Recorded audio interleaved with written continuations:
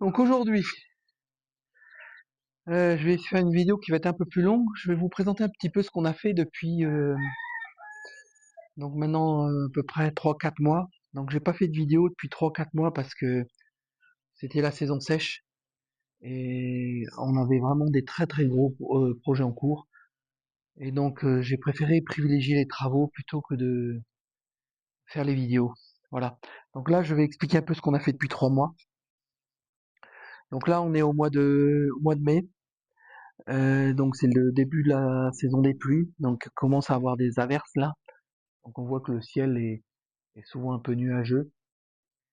Et donc on peut commencer à faire les plantations pour l'année. Et on a fini les gros travaux. Donc je vais passer un petit peu en revue tous les travaux qu'on a fait. Donc là par exemple on a fait un enduit là, enduit donc en ciment sur les murs. Donc le but essentiellement c'est pour les fourmis et l'humidité, pour qu'il y ait moins d'humidité dans les murs. Donc ici on a le bâtiment qui est comment s'appelle ce qu'on appelle le magasin, qui a été complètement refait. Donc on va faire le tour un peu. Donc il y avait plusieurs problèmes avec ce bâtiment. Bon, le problème majeur, c'est qu'il y a des infiltrations d'eau. Donc là, on peut voir la pente là. Il y avait la pente qui était pas bonne du toit, était très très légère. On peut le voir sur le côté où ça a été. On a rehaussé la maison. On a mis des ouvertures en haut et on a refait complètement le toit. Et à l'intérieur, on a fait un crépi aussi. Donc on va voir l'intérieur. Voilà. Donc ici à l'intérieur, on a fait un crépi partout sur le mur. Donc on peut voir les ouvertures sur le toit. Et on a mis un toit en tôle de qualité. Donc c'est ce qu'on appelle les tollbacks là ici. On voit que les vélos sont suspendus au plafond. Donc là ici on est en train d'aménager en même temps pour faire l'intérieur. Là probablement qu'on va peindre les murs, on va faire des étagères, pour ranger tout le matériel. Mais au moins actuellement on a un bâtiment qui est complètement sec et bien ventilé. Donc pour préserver le matériel c'est absolument indispensable ici.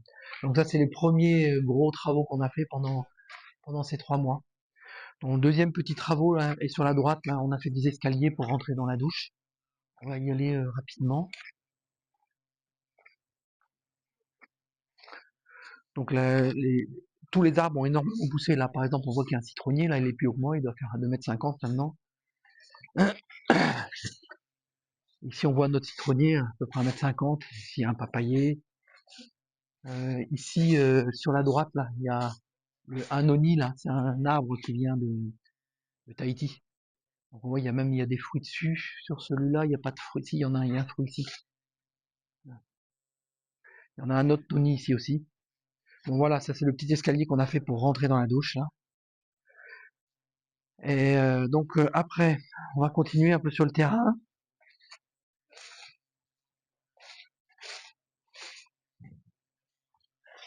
Donc dans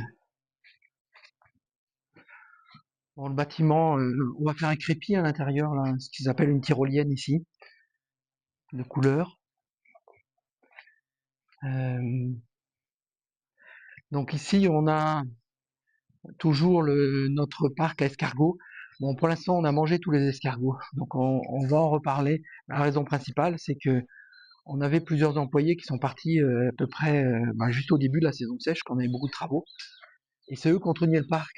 Et moi, j'ai préféré manger les escargots actuellement et me concentrer sur les travaux indispensables de bâtiment pour améliorer notre confort. Et donc j'avais pas le temps de m'occuper du parc escargot. Donc ici on a fait des petits abris avec des expérimentations toujours avec les poulets. On améliore de plus en plus. On en reparlera. Je ferai des vidéos sur l'élevage des poussins. Donc on a ici 3 nouveaux venus il y a 2 canards, deux cannes et un canard. Bon, il y en a un ici là, et puis il y en a 2 autres là. Le plus gros là, c'est le canard. Donc on a mis des enduits aussi sur le garage ici, on voit qu'il y a un enduit sur le garage. Le puits, on a fait des finitions aussi sur le puits, on a mis un bel enduit autour là. Donc on terminera probablement par un crépi aussi autour, donc avec une belle surface là. Pareil ici, on a fait des enduits autour du garage. Et ici, je pense, c'est notre plus belle réussite là. On a fait un préau là qui deviendra une cuisine à terme. mais donc on peut le voir, les tollbacks on les voit. Donc le magasin est fait avec ce type de tôle aussi. Et donc ce préau on a fait tout nous-mêmes. Quand je veux dire tout nous-mêmes, c'est-à-dire sans maçon. On avance. Donc on a fait aussi tous les enduits ici, les enduits sur les murs là, qui n'étaient pas faits avant, qui ont été faits partout. Les poteaux aussi, c'est les enduits sur les poteaux. Bon, ça on a pris un maçon pour faire les enduits, hein. Parce que c'est du travail quand même spécialisé. Il y a le chien qui est content là, hein.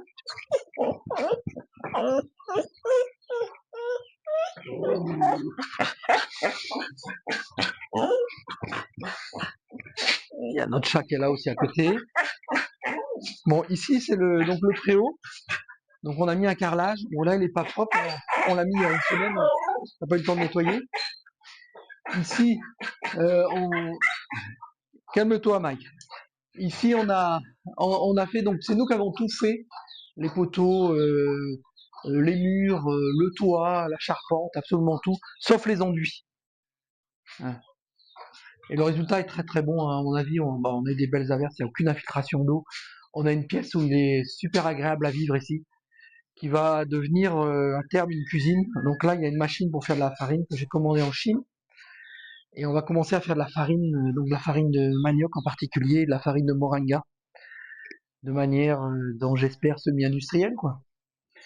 Donc ça c'est pour dans les semaines qui viennent. Là, on va aménager un peu la cuisine pour commencer à travailler en mettant quelques tables en particulier, un deuxième séchoir, et puis on devrait pouvoir travailler correctement.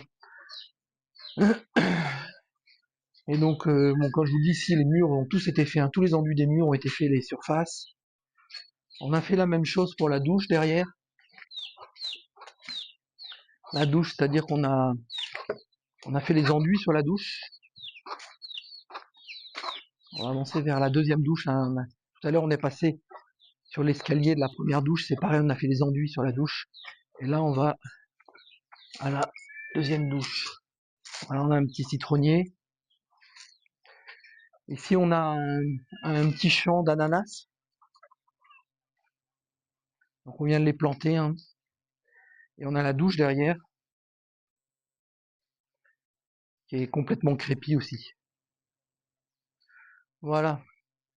Et bon, je dois appuyer et puis les derniers travaux qui sont en cours là, c'est le château d'eau.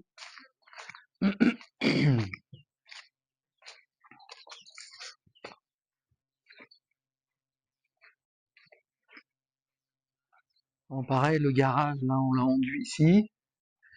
Et le château d'eau derrière, on commence à voir les poteaux. On va faire le tour. Et ici, on a là, Franck est en train de préparer de la tiéké.